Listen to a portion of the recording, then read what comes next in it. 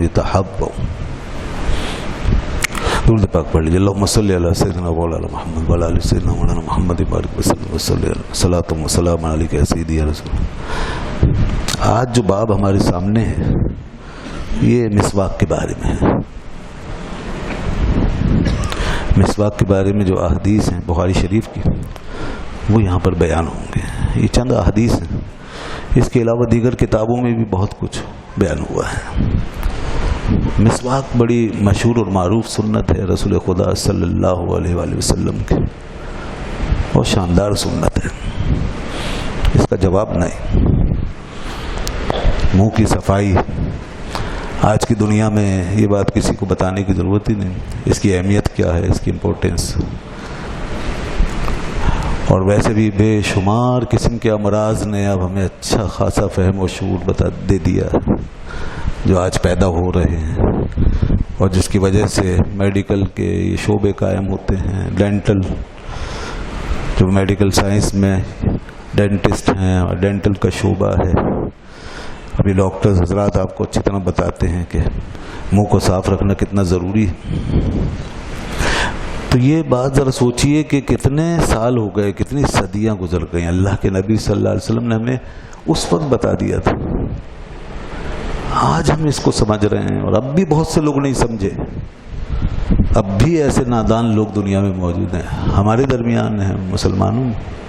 ہمارے بچے، ہماری خواتین، ہمارے گھروں میں فیملی کے افراد ہوش ہی نہیں، اور وہ اس کی فکر نہیں کرتے، پرواہ نہیں کرتے. اور اس کے بعد طرح طرح کے امراض، بیماری مبتلا ہیں. یہاں تک کہ کینسر کا شکار ہو جاتے ہیں، منہ کے کینسر ہو جاتے ہیں بیچاروں کو، اور اس میں کتنے لوگ ہلاک ہو جاتے ہیں. اور بہرکیف تقریباً بے شمار لوگ ایسے ہوں گے جو منہ کے امراض مبتلا ہیں، دانتوں کی بیماریوں میں، منہ کی بیماریوں میں. تو مسواک بڑی زبردست سنت ہے اس حوالے سے. یہ ایک تو اس کی یہ نسبت ہی بہت ہے نا کہ اللہ کے نبی صلی اللہ علیہ وسلم سے منسوب ہے، حضور کا طریقہ ہے. بس اس کے بعد تو ہمیں کسی قسم کا شک شبہ رہنا ہی نہیں چاہیے. اس کے بعد اس میں خیر، برکت، نورانیت، روحانیت جو کچھ اس کے اندر موجود ہو سکتی ہے اس کا ہم تصور بھی نہیں کر سکتے. بس اس کو کرے آدمی پر، اور اس سنت کو ادا کرے اور اپنے منہ کو صاف کرے.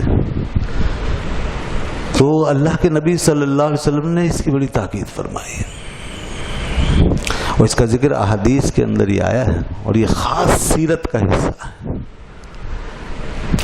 اور اتنا اہم اس کا معاملہ کہ صحابہ میں تقریباً سبھی لوگوں کا یہ معمول، اور ہماری تاریخ میں تمام بزرگوں کا یہ معمول رہا. تمام علماء، مشائخ، بزرگان اس پہ عمل پیرا رہے. تو ہم نے اس دور میں دنیا کو یہ سب میڈیکل کے حوالے سے، صحت کے اصولوں کے حوالے سے دنیا کو یہ ساری چیزیں دی تھیں. یہ سب اس دین کی برکت تھی، اللہ کے محبوب صلی اللہ علیہ وسلم کی سنت کی برکت تھی. دنیا تو غافل تھی، یورپ ہو یا ایشیا کے ممالک دوسرے جہاں بھی جائیں آپ، کہاں ایسی صفائی ستھرائی، وہاں تو گندگی کے ڈھیر تھے، کوئی تہذیب ہی نہیں تھی. مگر مسلمان چھوٹے سے منہ کو بھی ایسے صاف رکھتے تھے کہ اس میں بیماریوں کا پیدا ہونا تو دور کی بات، بدبو کا تصور بھی نہیں کر سکتے. جس طریقے سے وہ صاف کرتے ہوں گے، اور جیسے حدیث میں آیا ہے اسی طریقے سے جب وہ کرتے ہوں گے، اور اس کی محبت جو دلائی گئی، اور پھر انہوں نے اس سے محبت کی. مسواک کو انہوں نے سینے سے لگا کے رکھا اور ہمیشہ کیا. اور پھر 5 نمازوں کے ساتھ جو اس نے مسواک کی ہو، بار بار منہ صاف کیا ہو، اس کے منہ کو کیا بدبو لاحق ہو سکتی ہے. تو اس لیے دیکھیے ذرا ان حدیث کو غور سے سنیے اور اس پر عمل کیجیے. البتہ آج کل بہت سی نئی چیزیں بھی ہیں منہ کی صفائی کے لیے، ٹوتھ پیسٹ وغیرہ، منجن ہیں، اور جو بھی چیزیں آج بنی ہوئی ہیں. تو اگر ان سے بھی کوئی منہ کو صاف رکھتا ہے تو وہ بھی چلیے، صحیح ہے. اور کم از کم سنت کا جو مقصد ہے وہ تو پورا کر رہا ہے. تو آپ ٹوتھ پیسٹ وغیرہ کر سکتے ہیں. بس اس میں یہ نیت شامل کر لیں کہ یہ رسول اللہ صلی اللہ علیہ وسلم کی تعلیم، یہ آپ صلی اللہ علیہ وسلم کی سنت ہے منہ کو صاف رکھنا. یہ نیت بھی شامل کر لیں تو ثواب ہوگا. تو اس سے سنت کا مقصد تو ایک پورا ہو جائے گا، یعنی منہ کی صفائی، لیکن جو چیز آپ صلی اللہ علیہ وسلم نے دی ہے اور جس کو آپ نے اختیار کیا، اس کا متبادل نہیں بنے گا کسی بھی لحاظ سے، نہ اخروی لحاظ سے، نہ دنیاوی لحاظ سے، نہ ظاہری لحاظ سے، نہ باطنی لحاظ سے، اس کا متبادل نہیں ہے، اس کو اس کے بالکل آپ برابر نہیں کہہ سکتے۔ ایک مقصد حاصل ہو گیا، جواز کا ہمیں معلوم ہے کہ یہ جائز ہے شریعت میں، تو ایک مقصد حاصل ہو گیا، یعنی منہ کی صفائی حاصل ہو گئی، مگر جو سنت کی صورت ہے وہ نہیں ملی۔ اور اب تو کمال ہو گیا کہ ڈاکٹروں نے یہ بات کہنا شروع کر دی ہے، جدید ریسرچ اور تحقیق میں آ گئی یہ بات کہ میڈیکلی بھی کوئی چیز ایسی نہیں ہے جو مسواک کی جگہ لے سکے، میڈیکل پوائنٹ آف ویو سے بھی یہ متبادل نہیں بن سکتا۔ آپ کے دانت کو صاف ہو جائیں گے، منہ تھوڑا صاف ہو جائے گا، لیکن کوئی پیسٹ، کوئی برش، کوئی چیز ایسی نہیں ہے جو مسواک کی جگہ لے سکے۔ مسواک کی اپنی بھال خصوصیت ہے، کیونکہ وہ نیچرل چیز ہے، ایک قدرتی چیز ہے، اس میں کوئی خطرہ نہیں ہے، اس کا کوئی سائیڈ ایفیکٹ نہیں ہے، اس کا کوئی نقصان نہیں ہے۔ یہ تو تمام ڈاکٹرز اب ماننے لگے ہیں۔ میں نے ابھی پچھلے دنوں امریکہ میں ہونے والی ایک ریسرچ پڑھی جس میں وہاں کے ڈاکٹروں نے یہ کہا کہ منہ میں خاص قسم کے بیکٹیریا ہوتے ہیں جنہیں صرف مسواک ہی ختم کر سکتی ہے، کوئی پیسٹ ختم نہیں کر سکتا، کوئی منجن، کوئی ٹیوب، کوئی ختم نہیں کر سکتا، مسواک ختم کر دے گی منہ کے تمام بیکٹیریاز کو۔ تو ماننا پڑے گا یہ ایک قدرتی چیز ہے، درخت میں لگتی ہے لکڑی کی چیز، یہ جب ہم پھیر رہے ہوتے ہیں تو اس سے وہ بیکٹیریا مر رہے ہیں، وہ سارے جراثیم، ٹھیک ہے، وہ مر رہے ہیں، اور پھر آپ کے دانتوں کو یا مسوڑوں کو اس سے کوئی نقصان نہیں پہنچ رہا۔ جبکہ جو ٹیوبیں ہم لگاتے ہیں، جو برش ہم پھیرتے ہیں، وہ دانتوں کو بھی نقصان پہنچاتا ہے اور آپ کے مسوڑوں کو بھی نقصان پہنچاتا ہے۔ اور پھر ان برشوں کے ساتھ جس چیز کے بنتے ہیں، اس میں کیا ہوتا ہے کیا نہیں، اس میں جو ریشے ہیں اس کے وہ سخت ہوتے ہیں، اور وہ ایسے نہیں ہوتے کہ اس میں جراثیم جو ہے اس میں نہ چمٹے، اس کے ساتھ جراثیم لگتے ہیں، پھر کچھ عرصے کے بعد وہ ناقابل استعمال ہو جاتے ہیں، اور پھر اس کے بعد بھی کوئی پھیرتا رہے تو منع کیا جاتا ہے کہ اب نقصان دہ ہے، مگر لوگ پھیرتے ہیں، کرتے رہتے ہیں۔ تو یہ سب نقصانات ہمیں دوسری چیزوں میں نظر آتے ہیں۔ پھر جو پیسٹ بن رہے ہیں، ان پیسٹ میں ان ٹیوبوں کے اندر پتہ نہیں کیا ملا رہے ہیں، کیا نہیں ملا رہے۔ آپ سنیے، ڈاکٹروں سے پوچھیں، میڈیکل رپورٹس پڑھیں، تو آپ کو معلوم ہوگا کہ اس کے اندر ایسی ایسی چیزیں ہیں کہ جو منہ کے لیے نقصان دہ ہیں۔ جو کچھ لکھا ہوا ہے اس کے اوپر وہ سب کچھ اس میں موجود ہو، یہ ضروری نہیں۔ یہ بہت ساری چیزیں ہمارے سامنے۔ تو بہرحال مسواک میں ایسا کوئی خطرہ نہیں، اور مہنگی بھی نہیں ہے، انتہائی سستی چیز ہے، 10 روپے کی 20 روپے کی خریدیے، اسے پھیرتے رہیے۔ اس کو جب آپ کریں گے تو آپ کو خود محسوس ہوگا کہ یہ لکڑی جو ہے یہ آپ کے منہ کو نارمل کر رہی ہے باقاعدہ، خود بخود۔ ایک تھوڑی دیر کے بعد، تھوڑی دیر پھیرنے کے بعد آپ کو محسوس ہوگا منہ بالکل نیچرل حالت میں آ گیا، بالکل نارمل ہو جائے گا، بالکل فطری حالت میں آ جائے گا، بدبو بھی دور ہو جائے گی اور منہ کی تمام رگیں کھل جائیں گے۔ اور کوئی ایسی ویسی چیز کھائی ہوئی ہے جس میں کلر ہے یا کچھ اور چپکنے والا مادہ ہے تو وہ سب کھینچ لے گی، بس شرط یہ ہے کہ اسے اچھی طرح پھیریے، تھوڑی دیر تک کرتے رہیے، وہ سب سک کر لے گی، وہ سب چوس لے گی۔ آپ دیکھیں گے تھوک کے ساتھ اسے نکالتے رہیں، اگر کوئی رنگ، کلر، کوئی چیز، کتھا، چونا، یہ چیزیں بھی چپکی ہوئی ہیں تو وہ تھوڑی دیر کے بعد سب کچھ سک کر کے وہ باہر نکال دیں، منہ کو بالکل نارمل حالت میں لے آئے گی۔ کوئی منہ میں کھچاؤ، کسکساہٹ، کوئی اس قسم کی چیز نہیں رہے گی۔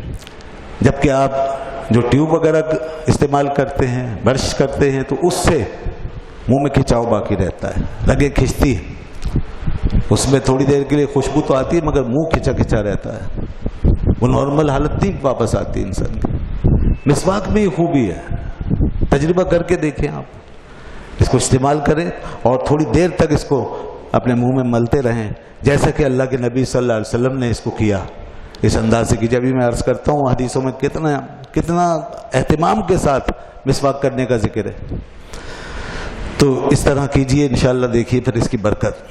اب بہرحال ہمارے کلچر سے یہ چیز نکل گئی ہے، اس لیے لوگوں کو عجیب لگے گی، ہمارے گھروں میں اس کی کوئی گنجائش نہیں رہ گئی. وہ جیسے ہمارے واش روم وغیرہ اور بیسن بنے ہوتے ہیں اس کے اندر مسواک ذرا کچھ ڈفرینٹ سی لگتی ہے تو اس لیے شاید کوئی قبول نہ کرے. یہ اب بہت کچھ بدل رہا ہے تو کلچر کا حصہ ہی نہیں رہا. یا ساتھ جیب میں کسی کے رکھی ہو تو آدمی شرماتا ہے کہ لوگ کیا کہیں گے. یہ مسئلے بھی ہمیں پیش آتے ہیں. تو حالانکہ اس میں کوئی ایسی بات نہیں, شرمانے کی کوئی بات نہیں ہے, اس کے اندر کوئی پریشانی کی بات نہیں ہے. اور کوئی اگر برا محسوس کرتا ہے تو کرتا رہے. آخر آدمی جب منہ کی بیماریوں میں مبتلا ہوتا ہے تو اس وقت بھی پتہ نہیں کیا کیا کرواتا پھرتا ہے. تو پھر اس سے پہلے یہی انسان برداشت کرے اور اس کو دوست بنا لے مسواک کو اور کرتا رہے. تو جناب یہاں دیکھیے اب یہاں کیا بیان ہوا. فرمایا وقال ابن عباس رضی اللہ عنہما, حضرت ابن عباس رضی اللہ عنہما نے فرمایا بت عند النبی صلی اللہ علیہ وسلم, میں نے نبی صلی اللہ علیہ وسلم کے پاس رات گزاری. آپ کبھی کبھی رات میں حضور علیہ الصلوۃ والسلام کی خدمت میں حاضر ہوتے اور رات آپ کے گھر میں گزارتے تھے. چھوٹی عمر تھی ابن عباس, حضرت عباس کے بیٹے چچا زاد بھائی ہیں نبی پاک صلی اللہ علیہ وسلم کے. تو کبھی کبھی رات کو آ جاتے. کیوں؟ یہ دیکھنے کے لیے کہ حضور علیہ الصلوۃ والسلام کے رات کے معمولات کیا ہیں, پھر وہ رپورٹ کرتے ہیں.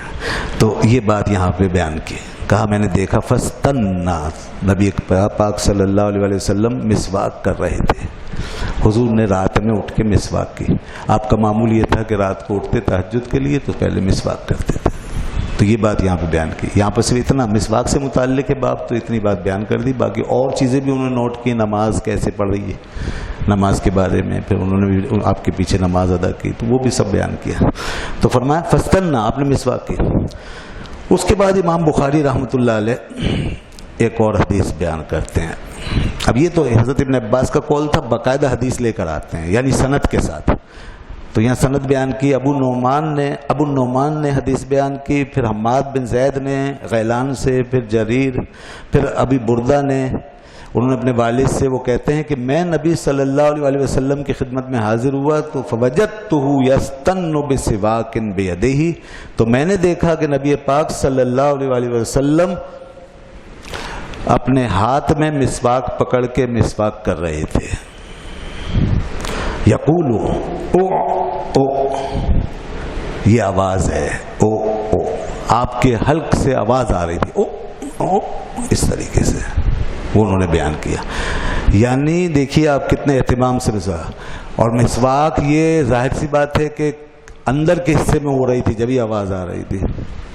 دانتوں پہ اگر مسواک ہوتی یا زبان پہ تو آواز نہیں آتی, بلکہ یہ روایت بتا رہی ہے کہ آپ حلق کے اندر کی طرف مسواک کو لے جاتے تھے تو اس سے ابکائی آتی نا, او او کی آواز وہ آ رہی تھی. بس سواک کو فی ہے, اور مسواک آپ کے دہن مبارک میں تھی. کانہ یتہوّع, اور اس طرح مسواک کر رہے تھے جیسے کہہ کر رہے ہیں.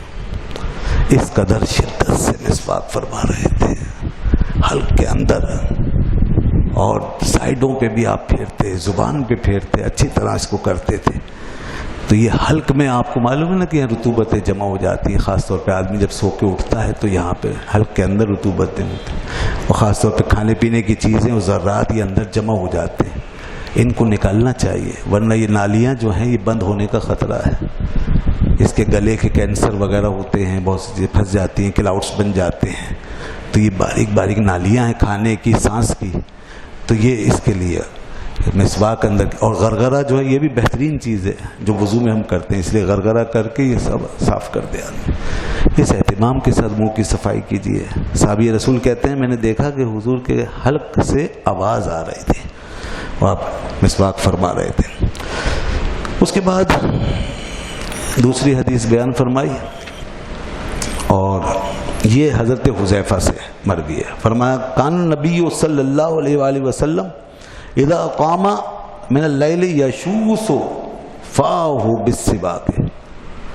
فرمایا کہ رسول پاک صلی اللہ علیہ وسلم جب رات کو بیدار ہوتے اور جاگتے تو اپنے دہن مبارک کو مسواک سے صاف کرتے تھے. رات کو سونے کے بعد جب بھی اٹھتے تو مسواک استعمال فرماتے. اور یہ تو اس وقت کا یہ عمل تو یہاں اس روایت میں آیا. اس کے علاوہ حضرت عائشہ صدیقہ رضی اللہ عنہ فرماتی ہیں جب بھی گھر میں تشریف لاتے مسواک فرماتے، اور جب بھی آپ وضو فرماتے مسواک فرماتے، تو یہ آپ کا معمول ہے۔ تو اس طرح مسواک بہت زیادہ فرماتے تھے، اکثر فرماتے تھے اور اپنے پاس رکھتے تھے۔ تو گھر میں جب بھی تشریف لائے مسواک فرمائیے۔ دیکھیے یہ اس ہستی کا معمول ہے جس کے دہن مبارک میں حسن ہی حسن ہے، جس کی ہر ادا میں حسن ہے، جس کی پوری جسامت میں اللہ نے حسن اور نور اس طرح پرویا ہوا ہے کہ وہاں بدبو کا گزر نہیں ہو سکتا، وہاں کسی چیز کے خراب ہونے کا گزر نہیں، وہاں کسی ناپاکی کا تصور نہیں، وہاں کسی ایسی چیز کا جس سے گن آئے تصور نہیں کیا جا سکتا۔ یہ آپ صلی اللہ علیہ وسلم اس کے باوجود یہ عمل فرما رہے ہیں، تو ظاہر سی بات ہے اس میں مزید نظافت ہے، مزید نظافت ہے، اور اس میں تعلیم ہے امت کے لیے، امت کو کتنا کرنا چاہیے۔ ہمارے تو منہوں سے بو آتی ہے، ہمارے تو منہ خراب ہو سکتے ہیں، ہمارے پیٹ خراب ہوتے ہیں، تو ہمیں کتنا کرنا چاہیے۔ جب اللہ کے نبی صلی اللہ علیہ وسلم نے اس قدر اپنے دہن مبارک کو صاف رکھا، اور آپ کے دندان مبارک سبحان اللہ کوئی یہ تصور بھی نہیں کر سکتا کہ اس پہ پیلاہٹ یا کوئی میل جمع ہوتا تھا، کبھی نہیں۔ حضور کے تو لباس مبارک پہ بھی کوئی میل کا تصور نہیں کیا جا سکتا، اور کوئی یہ نہیں کہہ سکتا کہ حضور کا لباس میلا تھا یا گندا تھا، کوئی یہ نہیں کہہ سکتا۔ اگر کوئی کہے تو گستاخ ہے، بے ادب ہے۔ اس لیے آپ کا دہن مبارک بھی صاف ہے، پاک صاف طیب طاہر خوشبودار، آپ کے تو بدن مبارک سے پسینے سے ہر چیز سے خوشبو آتی تھی، پھر اتنی مسواک ہے۔ تو ہمیں کیا کچھ کرنا چاہیے اس تمام چیزوں کے لیے؟ بدبو بھی ہے، گندگی بھی ہے، جراثیم بھی ہیں، تو اس لیے امت کو سکھایا اور بتایا کہ دیکھو تمہیں کتنا اس کا دھیان رکھنا ہے۔ تو مسواک جو کرتا ہوگا بار بار، جو اس کو اپنے عمل میں رکھے گا، اس کے منہ سے بو نہیں آئے گی، بو دور ہو جائے۔ اچھا ایک بات اور جو رہ گئی وہ یہ کہ لوگ یہ بھی بتاتے ہیں آج کی ریسرچ میں کہ مسواک جو ہے، یہ پہلے بھی بزرگوں نے لکھی یہ بات، مسواک جو ہے یہ ہاضمہ بھی ٹھیک کر دیتی ہے۔ جی ہاں، پیٹ کا ہاضمہ بھی ٹھیک کر دیتی ہے، اس کا اثر وہاں تک جاتا ہے۔ میں نے کہا لکڑی ہے نا، نیچرل چیز ہے، اس کے اندر کچھ چیزیں ہیں، اثرات وہ اندر جا رہے ہیں، لو آپ کے ساتھ ہاضمہ درست ہو جاتا ہے۔ اور بہت سے لوگوں کے منہ میں بو ہاضمے کی خرابی سے پیدا ہوتے ہیں۔ تو یہ ہمارے جو ہیں آج کل کے منجن اور پیسٹ وغیرہ، یہ تو ایسے نہیں ہوتے کہ پیٹ کے بھی مسئلے حل کر سکے گا اس کو، اور اس سے اتنا کچھ ہمیں فائدہ ہو جائے گا۔ مگر مسواک میں یہ تاثیر موجود ہے کہ یہ پیٹ سے اٹھنے والی بو کو بھی دور کر سکتی ہے۔ اس لیے ہمیں مسواک کی سنت کو خود بھی اپنانا چاہیے اور اپنے بچوں کو بھی اس کی ترغیب دلائیں کہ وہ بھی کریں۔ کاش اس کا رواج پڑ جائے تو ہم بہت ساری اس کی برکتیں دنیا میں محسوس کریں گے۔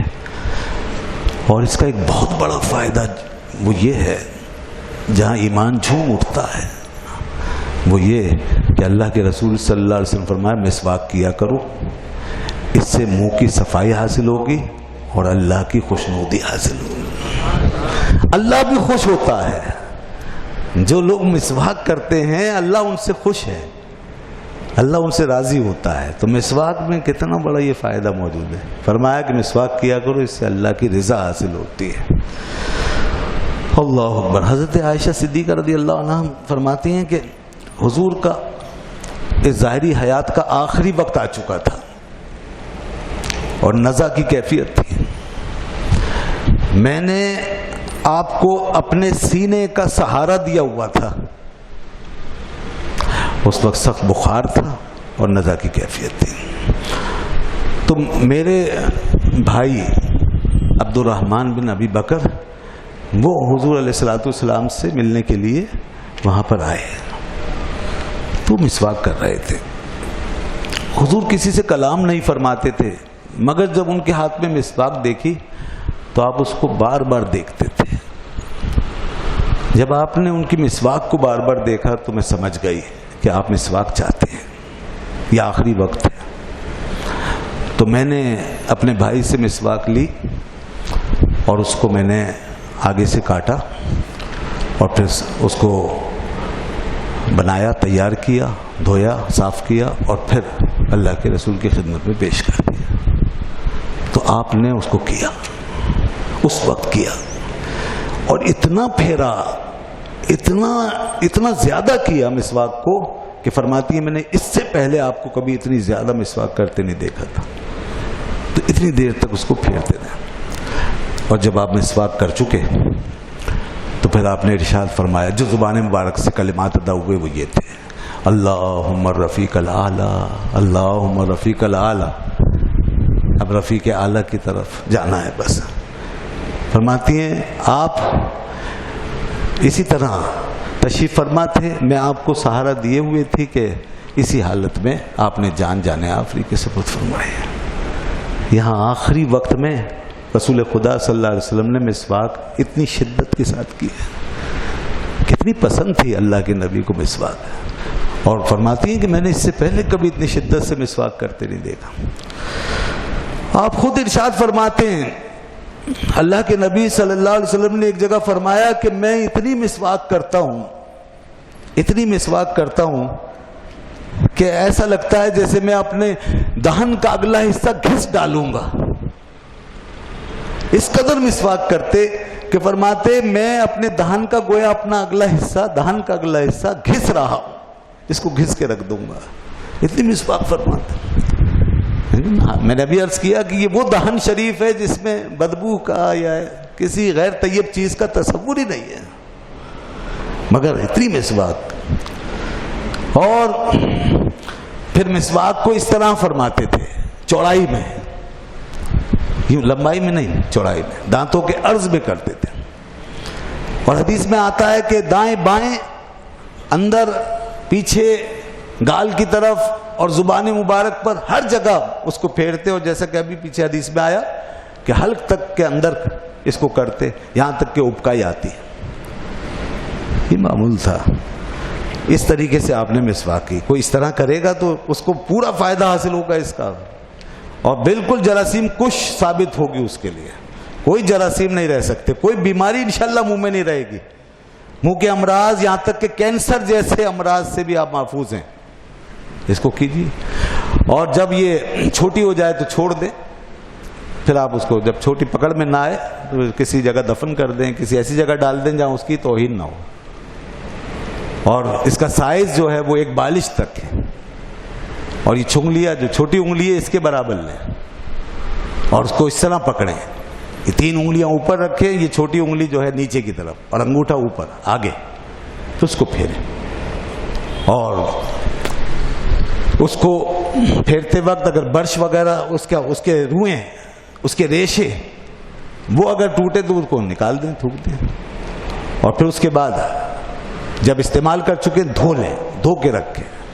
یہ سب سنت ہے، دھو کے رکھنا ہے، اور استعمال سے پہلے بھی دھوئیں، اور کھڑا کر کے رکھیں، لٹا کے نہ رکھیں، الٹی کر کے نہ رکھیں کیونکہ وہ جراثیم لگیں گے، لٹا کے مت رکھیں، کھڑی کر کے رکھیں۔ تو اس طریقے سے اس کو آپ استعمال میں لائیں۔ اور اس میں کئی قسم کی لکڑیاں ہیں، پیلو سب سے بہتر ہے، پیلو کی لکڑی بہترین لکڑی ہے، یہ آپ صلی اللہ علیہ وسلم کی سنت بھی ہے۔ اس کے بعد دوسری نیم کی لکڑی، یہ بھی صحیح ہے، اور زیتون ہے، زیتون پہلے زیتون پھر اس کے بعد نیم کا نمبر ہے، سب سے پہلے پیلو پھر زیتون پھر نیم، تو جو بھی آپ کے منہ کو سوٹ کرے۔ اور اس میں اور ایسی لکڑیاں کہ جو نقصان دیں، سخت ہوں، نرم نہ ہوں، سخت ہوں، تو وہ پھر اس کا استعمال صحیح نہیں ہے، منہ کو نقصان نہیں پہنچنا چاہیے، تو اس لیے پیلو کی لکڑی یہ بہترین ہے، اس کا سب سے زیادہ فائدہ اس میں ہے۔ تو یہ اس پہ کچھ لگا کر جیسے پیسٹ وغیرہ لگا کے کوئی بلتا ہے تو چلیے وہ بھی ٹھیک ہے، سنت صورتاً بھی سنت ادا ہو گئی پھر، اور پیسٹ کا استعمال کی عادت ہے تو وہ بھی استعمال میں آ جائے گا۔ اور عورتوں کے لیے نہیں ہے، عورتوں کے مسوڑے کمزور ہوتے ہیں، ان کے لیے مسواک کی سنت نہیں، وہ اس کی جگہ دنداسا وغیرہ ایسی کوئی چیز، اگر مسواک ہی کے قریب کوئی چیز رکھنا چاہتی ہیں تو دنداسا، یہ نرم چیز ہوتی ہے، یہ استعمال کریں۔ بہرحال اگر عورت پھیر بھی لے تو کوئی ناجائز یا منع نہیں ہے، لیکن یہ ان کے مسوڑوں کو نقصان نہ دے۔ اس کے بعد آگے حدیث میں آتا ہے، اب دیکھیے اور کیا فرمایا، یہ باب ہے، باب دفع السواک الی الاکبر، مسواک کس کو دے؟ اگر کسی کو دینی ہے تو چھوٹا اور بڑا دو موجود ہیں ہمارے سامنے، تو فرمایا بڑے کو دیں۔ فرمایا اس حدیث میں کہ حضرت ابن عمر رضی اللہ عنہما راوی ہیں کہ نبی صلی اللہ علیہ وسلم نے فرمایا کہ مجھے خواب دکھایا گیا، میں نے خواب میں دیکھا میں مسواک کر رہا ہوں، فجاء علی رجلان، تو دو آدمی میرے پاس آئے، احدہما اکبر من الآخر، ایک دوسرے سے بڑا تھا، ایک چھوٹا تھا عمر میں، دوسرا بڑا تھا، فناولت السواک الاصغر منہما، تو میں نے مسواک ان میں سے چھوٹے کو دی، میں نے اپنی مسواک چھوٹے کو دی، فقیل علی، اور یہ رسول خدا صلی اللہ علیہ وسلم کی عادت کریمہ تھی کہ چھوٹوں کی رعایت فرماتے، جب مجلس میں چھوٹے بچے حاضر ہوتے تو بعض دفعہ بلکہ کئی دفعہ چھوٹوں کی طرف چیز کو بڑھاتے، خاص طور پہ ایسی چیزیں جو کھانے پینے کی ہوتی تھی، پھل ہے کوئی اس طرح کی چیز، یہ چھوٹوں کو بڑھاتے، تو آپ نے چھوٹے کی طرف بڑھائی، مگر یہ معاملہ دوسرا تھا، فقیل علی، تو مجھ سے کہا گیا کبر، بڑے کو دیجئے، یہ کہنے والے کون تھے؟ یہ جبرائیل تھے، فرمایا گیا کہ بڑے کو دیجئے، فدفعتہ الی الاکبر منہما، تو میں نے ان میں سے بڑے کو دے دی۔ یہ ہے وہ حدیث، اس میں جو ادب ہمیں ملا ہے وہ یہ کہ جب چھوٹا اور بڑا دونوں موجود ہیں تو بڑے کو دیں، لیکن جیسے میں نے کہا کہ آپ اکثر چھوٹوں کی رعایت فرماتے اور چھوٹوں کو چیز دیتے، اب یہ دونوں چیزیں ذرا مختلف ہو گئیں، اور اس حدیث میں بھی کہا گیا کہ بڑے کو دیجئے، تو اس میں دونوں میں تطبیق کیسے ہوگی؟ تو اس کے لیے علماء نے یہ فرمایا کہ اگر عام سی چیز ہوتی تھی کوئی جس کی اللہ کے یہاں کوئی ایسی شان نہیں تھی، عام لوگ کے استعمال کی چیز ہے، کھانے پینے کی کوئی چیز ہے، تو اس میں چھوٹوں کی رعایت فرماتے تھے، جیسے آپ ہم کبھی ٹافیاں بانٹتے ہیں، کوئی ایسی چیز دیتے ہیں، کوئی چھوٹے موٹے تحفے، تو چھوٹوں کی رعایت کرتے ہیں، تو اس میں آپ چھوٹوں کو دیتے، اور جب کوئی ایسی چیز ہوتی جس کی اللہ کے یہاں کوئی خاص توقیر ہے، جو بڑی ہے، دینی لحاظ سے زیادہ اہم ہے، تو پھر اس میں بڑے کی رعایت فرماتے ہیں، جیسا کہ اس حدیث میں آیا۔ تو یہاں مسواک کے معاملے میں یہ پتہ چلا کہ مسواک ایسی چیز نہیں ہے کہ جو اللہ کے توقیر نہ رکھتی ہو، یہ بڑے کو دلوانا، اس کا مطلب یہ ہے کہ اللہ کے یہاں اس کی بڑی عزت ہے، اس لیے یہاں بڑے کی رعایت کی گئی۔ اچھا، اس میں ایک چیز اور ہے کہ چھوٹا ہو یا بڑا، پھر جو دائیں طرف ہوتا تھا آپ صلی اللہ علیہ وسلم اس کی رعایت فرماتے، کیونکہ وہاں ایک ترجیح آ گئی، دائیں ہاتھ کی ترجیح، تو آپ دائیں طرف والے، اسی لیے بعض دفعہ ایسا ہوا کہ بڑے بائیں طرف تھے اور چھوٹا دائیں طرف، تو آپ نے چھوٹے کو پیش کیا، دودھ نوش فرمایا، تو دائیں طرف تھا اس کو دے دیا، تو دائیں طرف والے کی رعایت ہے۔ یا پھر چھوٹے سے کبھی آپ نے پوچھ لیا کہ اگر تمہاری اجازت ہو تو میں ان بزرگ کو دے دوں، تو انہوں نے کہا دے دیا، تو بڑے کو دے دیا۔ یہ بھی آپ صلی اللہ علیہ وسلم کی سنت اور آپ کا طریقہ تھا۔ اس کے بعد یہ باب ہے، باب فضل من بات علی الوضوء ہے۔ اب مسواک کی باتیں مکمل ہوئی یہاں، اور یہاں پر اب رات کو سونے سے پہلے کوئی وضو بنائے تو اس کی کیا فضیلت ہے، یہ بیان فرمایا۔ غور فرمائیے، ایک چھوٹا سا عمل ہے مگر اس کی بھی ذرا شان دیکھیں۔ فرمایا کہ یہ حدیث جو ہے برا بن عازب رضی اللہ عنہ سے آئی ہے، آپ نے فرمایا نبی کریم صلی اللہ علیہ وسلم کا فرمان ہے، اذا اتیت مضجعک، جب تو اپنے بستر پر آئے، فتودع، تو وضو بنا، وضوءک للصلاۃ، جیسے نماز کے لیے وضو بناتے ہیں ایسے وضو بناؤ، ثم اضطجع علی شقک الایمن، پھر اپنے دائیں پہلو پر لیٹ جاؤ، دائیں کروٹ پر لیٹ جائیں۔ دائیں کروٹ پہ لیٹنا سنت ہے، یعنی پہلے تھوڑی دیر کے لیے بائیں کروٹ پہ لیٹے پھر دائیں پہ لیٹے، یہ سنت ہے۔ ثم قل، پھر اس کے بعد یوں کہو، اللہم اسلمت وجہی الیک، اے اللہ میں نے اپنے آپ کو تیرے حوالے کر دیا، وفوضت امری الیک، اور میں نے اپنے ہر معاملے کو تیرے سپرد کر دیا، والجأت ظہری الیک، اور میں نے اپنی پشت تجھ پر لگا دی ہے، رغبتوں و رہبہ، رغبت کے ساتھ اور خوف کے ساتھ، یعنی تجھ پہ تکیہ کر لیا، الیک لا ملجا ولا منجا منکا، کوئی پناہ نہیں ہے، کوئی ٹھکانہ نہیں ہے، الا الیک، مگر تیری ہی طرف، تو ہی میرا ملجا ہے، تو ہی میرا ماوا ہے۔ اللہم آمنت بکتابک الذی انزلت، اے اللہ میں ایمان لایا تیری اس کتاب پر جو تو نے نازل کی، وبنبیک، اور تیرے نبی پر، الذی ارسلت، جن کو تو نے بھیجا، یہ دعا ہے، یہ اگر کوئی یاد کر لے اور پڑھے تو اس کے بعد کیا ہوگا؟ فرمایا فَإِن مُتَّ مِن لَيْلَتِكَ، اگر تو اس رات مر گیا، فَأَنْتَ عَلَى الْفِطْرَةِ، تو تو فطرت اسلام پہ مرے گا۔ وہ بندہ مومن گیا پھر جو یہ پڑھ کے سو گیا، اگر موت آ گئی تو عین فطرت پہ گیا، دین پہ گیا، ایمان پہ گیا۔ بَجْعَلْهُنَّ آخِرَ مَا تَتَكَلَّمُ بِهِ، اور ان کلمات کو اپنے کلام کے آخر میں رکھو، یعنی اس کے بعد بات نہ کرنا اور اس کو پڑھ کے سو جاؤ۔ یہ دعا ہے۔ صحابی کہتے ہیں میں نے اس کو یاد کر لیا، اور پھر یاد کر کے جب آپ کی خدمت میں دوبارہ اس کو سنایا، حضرت برا کہتے ہیں فرددتها علی النبی صلی اللہ علیہ وآلہ وسلم، میں نے جب اس کو دہرایا آپ صلی اللہ علیہ وسلم کے سامنے، فلما بلغت، تو جب میں اس مقام پر پہنچا، اللہم آمنت بکتابک الذی انزلتا، جب یہاں پہنچا، قلت، میں نے کہا ورسولک، حالانکہ آپ نے سکھایا تھا ونبی کا، اور میں نے پڑھا ورسولک۔ نبی اور رسول میں کتنا فرق ہے، اور مراد دونوں کی ایک ہی ہے، دیکھیے آپ، لیکن جو آپ نے پڑھا تھا میں نے اس سے بدل کر یوں کہا ورسولک، قالا، فرمایا لا، نہیں، ونبی کا، جو ہم نے بتایا ہے وہی پڑھو، ونبی کا الذی ارسلتا۔ اس سے کیا پتہ چلا ہے؟ ایک تو یہ دعا ہے، اس کو کوئی یاد کر لے اور پڑھے تو اس کے لیے فضیلت ہے۔ دوسری بات یہ کہ یہ صحابی نے جو ایک لفظ بدل کے نبی کا کی جگہ رسول کا، یہ جب دعا پڑھی تو آپ نے اسی وقت منع فرما دیا کہ نہیں۔ دیکھیے جناب، یہاں پہلی بات تو یہی ہے جس کو ہمیشہ ذہن میں رکھیے کہ جو کلمات زبان رسالت میں آپ سے نکلے ہیں ان میں خاص تاثیر ہے، چاہے اس کی جگہ دوسرا کلمہ اسی کے ہم معنی ہو، بالکل وہی ہو، کوئی فرق نہ پڑتا ہو، وہ بات نہیں رہے گی جو اللہ کے نبی کی زبان اقدس سے نکلا ہے، اس میں جو برکت اور جو تاثیر ہے۔ یہاں یہی بات ہمیں تعلیم کی گئی ہے کہ جو دعائیں آتی ہیں، جو وظائف آتے ہیں، اوراد و وظائف، ان کو ایز اٹ از رکھنا چاہیے، اس میں تبدیلی نہیں کرنی چاہیے۔ اور اسی لیے آپ دیکھتے ہیں نا، آیتیں بھی، آیتوں کا تو بہت سخت حکم ہے، پھر اس میں تو گنجائش ہی نہیں ہے کوئی۔ قرآن مجید کی آیتیں، اس کے اندر جو دعائیں آئی ہیں اس کو بھی اسی طریقے سے پڑھیں اور تبدیلی نہ کریں۔ اس کا مطلب یہ نہیں ہے کہ اگر کسی نے جیسے نبی کا کی جگہ رسول کا کہہ دیا تو ناجائز یا حرام ہو گیا، ہم یہ بات نہیں کر رہے، اور نہ اس طور پہ آپ نے منع فرمایا تھا۔ بس بات اتنی ہے کہ ایک تاثیر ہے جو اللہ کے نبی کی زبان اقدس کے ساتھ اس چیز کے اندر آ گئی ہے، لہذا اس تاثیر کو پانا ہے تو بالکل ویسی رکھیے۔ تو اس لیے صحابی رسول کو کہا گیا اب یہی پڑھیے، تو انہوں نے پھر یہی پڑھا۔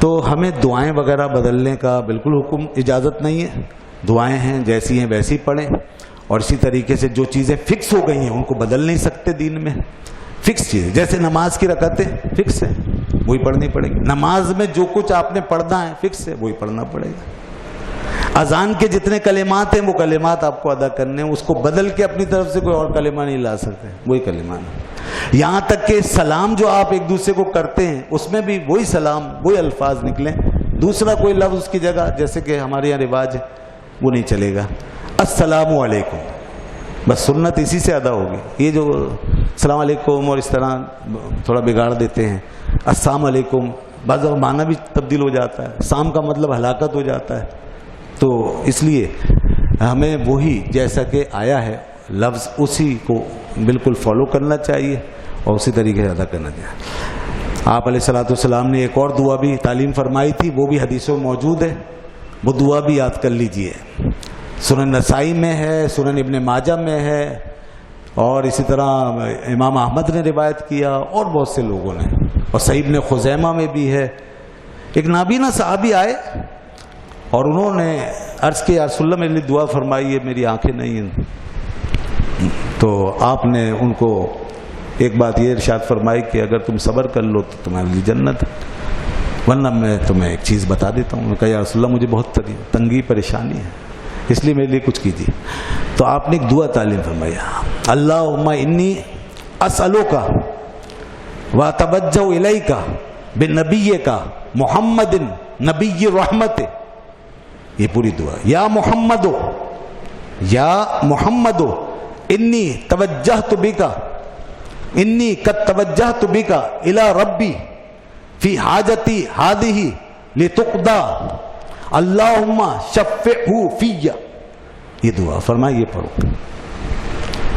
لوگ کہتے ہیں کہ وہ صاحب وہاں سے اٹھے مسجد میں گئے اور یہ 2 رکعت نماز پڑھی جیسا کہ تعلیم فرمایا گیا, اس کے بعد یہ دعا پڑھی. ابھی ہم بیٹھے ہوئے تھے کہ وہ ہنستے مسکراتے کھلکھلاتے آ رہے تھے, یا رسول اللہ میری آنکھیں آ گئی, میری آنکھیں آ گئی, اللہ کا شکر میری آنکھیں آ گئی. یہ اتنی کام کی دعا. علماء نے لکھا ہے کہ اگر یہ دعا کسی بھی مشکل وقت میں آپ پڑھیں, کوئی کام پھنس جائے, کوئی پریشانی, کوئی ایسا مسئلہ آ جائے, یہ دعا پڑھیں آپ کی مشکل حل ہو جائے. 2 رکعت نماز پڑھیں اور پھر یہ پڑھیں اللہم انی اسألک واتوجہ الیک, اے اللہ میں تجھ سے سوال کرتا ہوں اور تیری جانب توجہ کرتا ہوں, بے نبی کا, تیرے نبی صلی اللہ علیہ وسلم کے ذریعے سے, محمد جن کا نام محمد ہے, نبی رحمت ہے جو نبی رحمت ہے. اب آگے دیکھیے ذرا, یہ بھی غور فرمائیے گا. اب اگلا لفظ ہے یا محمد ہو. یا محمد ہو حدیث میں آ گیا نہیں آ گیا؟ یہی ہے نا یا محمد یا رسول اللہ. لوگ پوچھتے ہیں کیوں کہتے ہیں یا محمد کیوں کہتے ہیں؟ بعض حضرات تو اس کو شرک کہہ دیتے ہیں, آنکھ بند کر کے شرک ہے. یہ یا محمد یا رسول اللہ یہ کہنا شرک ہے, تو صرف یا اللہ کہنا چاہیے. تو دیکھیے یہ حدیث ہے, میں نے حوالے بھی دے دیے, بالکل صحیح حدیث آئی ہے. تو یا محمد ہو, وہ پکار کے کہہ رہے ہیں اے محمد صلی اللہ علیہ وآلہ وسلم. تو پھر یہ دعا پوری اس طرح پڑھیں آخر تک, اور یا محمدوں کے ساتھ پڑھیں. کوئی شرک نہیں ہے جناب. شرک جب ہوگا جب آپ ان کو خدا سمجھ کے پکاریں گے. نہ اللہ کے نبی نے ایسا فرمایا تھا کہ تم مجھے خدا بنا لینا, نہ وہ صحابی یہ سمجھ کے پکار رہے تھے کہ یہ خدا ہے. پکارنے والا جب بھی پکارے گا اللہ کا نبی سمجھ کے پکارے گا اور وسیلہ سمجھ کے پکارے گا, جیسا کہ الفاظ بتا رہے ہیں کہ آپ کے ذریعے سے میں نے اپنے رب کی طرف توجہ کی اس حاجت میں اپنی. اے اللہ میری اس حاجت کو پورا کر دے تاکہ یہ حاجت میری پوری ہو جائے. اے اللہ ان کی شفاعت میرے حق میں قبول فرما لے. یہ تصور ہوتا ہے پکارنے کا وسیلے کے طور پہ, کہ جب ہم ان کی توجہ حاصل کر لیں گے تو اللہ تعالیٰ کی رحمتیں برسنا شروع ہو جائیں گی. تو یا محمد وہ کہنے میں کوئی مذاق نہیں. اور یہ ایک جگہ نہیں, اور بھی جگہوں پر اس کا ذکر ہے. حضرت عبداللہ ابن عمر رضی اللہ عنہما کا مشہور واقعہ ہے کہ وہ پیر سن ہو گیا تھا ان کا. تو کسی نے کہا کہ آپ کے جو سب سے زیادہ محبوب ہیں ان کو پکاریں, آپ کا پیر ٹھیک ہو جائے گا. انہوں نے کہا اچھا یا محمد, یہ پکارو پیر ٹھیک ہو گیا. اور جنگ یمامہ میں کیا ہوا؟ علامہ ابن کثیر نے لکھا البدایہ والنہایہ, ان کی تاریخ ہے مشہور, مستند کتاب ہے بہت. یمامہ کی لڑائی میں جو شدت کا حملہ ہوا ہے مسلمانوں پر, بہت سخت لڑائی تھی وہ, اس میں کئی لوگ شہید ہوئے. اس میں مسلمانوں نے, اب یہ حضرت ابوبکر صدیق رضی اللہ عنہ کا زمانہ ہے, اس وقت علامہ ابن کثیر کے الفاظ یہ وَكَانَ شِعَارُهُمْ, اس وقت مسلمانوں کا شعار تھا یا محمد یا محمد, یہ کہتے تھے. تو یا محمد یا رسول اللہ کا نعرہ یا یہ کلمہ یہ ثابت ہے, اور یہ اسی لیے آج امت میں ہے, اس کا رواج ہے, اور دنیا نے اس کو اختیار کیا, اپنایا. اس میں اگر شرک ہوگا تو یہ ساری دنیا مشرک ہو جائے گی. اپنے حدیثوں کو کیا کہیں, لوگ اتنا ڈرنے لگے شرک سے کہ میں نے بعض اوراد و وظائف کی کتابوں میں دیکھا, ایک حکیم صاحب ہیں غالباً حکیم چغتائی کر کے ان کا نام ہے, انہوں نے بڑی عملیات کی کتابیں جمع کی ہیں, وہ عامل مشہور ہیں. ان کی چھوٹی سی کتاب تھی, اس میں بھی میں نے دیکھا, اس میں یہ حدیث انہوں نے نقل کی ہے, یہی والی یا محمد والی, یہ وظیفہ پڑھنے کے لیے بتایا. تو میں نے دیکھا کہ اس میں یا محمد غائب ہے. میں نے کہا سبحان اللہ, یہ دیکھیے حکیم صاحب کی خیانت کی, یا محمد ہی غائب کر دیا. پوری دعا لکھی ہوئی ہے یا محمد غائب کر دیا. کیوں لکھا ہے کہ آج کل لوگ اس کو پڑھ کے شرک میں مبتلا ہو جاتے ہیں. اچھا آپ شرک میں مبتلا ہو جاتے ہیں, آپ شرک کر رہے ہیں, لوگ پہلے شرک نہیں تھا. تو بھائی شرک کیوں کر رہے ہیں لوگ؟ کون شرک کر رہا ہے؟ کیا لوگ خدا سمجھ رہے ہیں رسول کو؟ نہیں, آپ نے حدیث ہی بدل دی. تو یہ تو ایک بہت بڑی غلطی ہو گئی. حدیث کیسے بدل سکتے ہیں؟ اس کا اختیار کس نے دیا آپ کو؟ آپ کو اگر لگ رہا ہے کہ لوگ شرک میں مبتلا ہو رہے ہیں تو آپ نیچے یہ وضاحت کر دیں کہ اس کو اس طرح پڑھیں. جب یا محمد پہ پہنچے تو حضور کو اللہ کا رسول سمجھیں, خدا نہ سمجھیں, یہ لکھ دیں آپ. اگر آپ کو یہ اندیشہ خطرہ ہے کہ لوگ خدا سمجھتے ہیں یا خدا کے بغیر پکار رہے ہیں، خدا کے اذن کے بغیر، تو آپ یہ لکھ دیں بھائی یہ سمجھیں، تو عمل کر لیں گے آپ کی نصیحت۔ تو یہ بھی خوف جو ہے یہ خامخواہ کا ہی خوف ہے، ورنہ تو ہمیں تو ایسے خوف لگے ہوئے ہیں، اور اللہ کے نبی نے یہ فرمایا، بخاری میں مسلم میں حدیث موجود ہے، واللہ انی ما خاف علیکم ان تشرکوا بعدی، آپ نے فرمایا خدا کی قسم مجھے اپنے بعد تم پر شرک کا خوف ہی نہیں ہے۔ ہمیں خوف ہے اور اللہ کے نبی فرما رہے ہیں مجھے کوئی خوف نہیں ہے تم پر شرک کا، ہم ڈر رہے ہیں شرک ہے شرک ہے، اور یہاں تک کہ حدیث کی باتوں میں جو آ گیا اس میں بھی شرک کا خوف ہے، جو حدیث میں آ گیا۔ یہ تو سمجھ لیں نماز بچی ہوئی ہے، ہاں نماز بچی ہوئی ہے، ورنہ اس میں بھی آ گیا ہے السلام علیکہ ایھا النبی، اس میں بھی آ گیا ہے۔ آپ جب پڑھتے ہیں بیٹھ کے قعدے میں تو یہ بالکل یہی ہے، السلام علیکہ ایھا النبی، سلام ہو آپ پر ہے اللہ کے نبی صلی اللہ علیہ وسلم، اس میں بھی آ گیا ہے۔ اور میں نے کہیں بعض کتابوں میں پڑھا، پتہ نہیں کیا کیا لوگ کرنے والے ہیں، بعض لوگوں نے اس پہ بھی حملہ کر دیا ہے، جی ہاں، اور انہوں نے کہا ہے کہ یہ اتحیات وہ اتحیات ہی نہیں ہیں جو نبی صلی اللہ علیہ وسلم نے دیے۔ بتائیے باپ، یہ کروڑوں لوگوں کی نمازیں بھی گئی، وہ کہتے ہیں یہ اتحیات وہ اتحیات ہی نہیں ہے، اتحیات وہ والی ہے جس میں یا ایھا النبی نہیں ہے۔ بتائیے، اس اتحیات کو ہی اڑا دیا انہوں نے۔ تو ادھر سے وہ وظیفہ جو حدیث کا تھا اس میں وہ یا محمد اڑا دیا، ادھر سے کسی نے اور جرت کی وہ اتحیات کو اڑا دیا، اس کو بدل دیا، پتہ نہیں اور کیا کیا ہوگا۔ تو اس لیے دیکھیے کہ یہ تو ان چیزوں پر اٹیک ہو گیا جو کہ ایک ثابت شدہ حقیقت ہے، تو پھر باقی کیا بچے گا؟ تو ہمیں چاہیے ہم علامہ اقبال کے اس شعر کی طرح نہ ہو جائیں، خود تو بدلتے نہیں قرآن کو بدل دیتے ہیں، تو ہم اپنے آپ کو بدلیں، اپنے آپ کو سمجھائیں کہ اصل حقیقت کیا ہے وہ دیکھیں، اور اگر نہیں سمجھ میں آئی تو ہم سے پوچھیں، ہم بتاتے ہیں کہ لوگوں کا نظریہ کیا ہوتا ہے۔ اور لوگ شرک میں مبتلا نہیں ہو سکتے عام طور پہ، ان کا نظریہ کیونکہ لا الہ الا اللہ پہ سب یقین رکھتے ہیں، معبود اللہ ہی کو سمجھتے ہیں، عبادت کے لائق اسی کو سمجھتے ہیں۔ پھر اس کے بعد اگر کوئی یا محمد کہے یا رسول اللہ کہے تو شرک کیسے ہو سکتا ہے؟ اللہ تعالی ہمارا حامی و ناصر ہو اور ہمیں بہکنے بھٹکنے سے محفوظ رکھے۔ وآخر دعوانا الحمدللہ رب العالمین۔